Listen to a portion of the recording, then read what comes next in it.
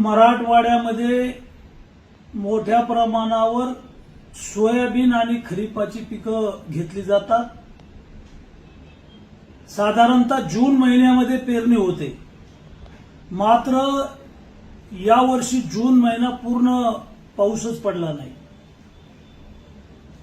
जुलै महिन्याच्या दुसऱ्या आठवड्यात तिसऱ्या आठवड्यात तुरळक पाऊस पडला आहे। पिकाची मुळं आहेत ही खाली कोरड्यामध्ये गेल्यामुळं पिकांनी माना टाकल्या होत्या। यावर्षीचं खरीपाचं पीक पुढे काय होईल सांगता येत नाही, मात्र त्याला उतारा येणारच नाही।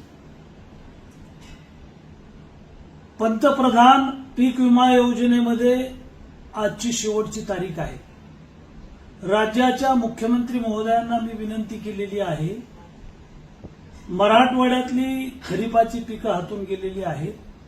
पुढे पाऊस काय करील सांगता येत नाही। विहिरीतलं पाणी संपलं, बोरचं पाणी संपलं, धरणामध्ये आता पाणी संपत आलेलं आहे। शेतकरी हतबल झालेला आहे।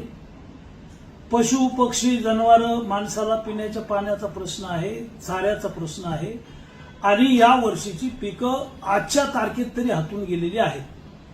त्यामुळे पीक विम्याची आजची शेवटची तारीख आहे। मुख्यमंत्री महोदयांना मी पत्र लिहिलेलं आहे, महसूल मंत्री महोदयांना पत्र लिहिलेलं आहे की पीक विम्याची तारीख किमान 15 दिवस वाढवा, म्हणजे शेतकऱ्यांना पंतप्रधान पीक विमा भरता येईल आणि त्याचा लाभ देता येईल।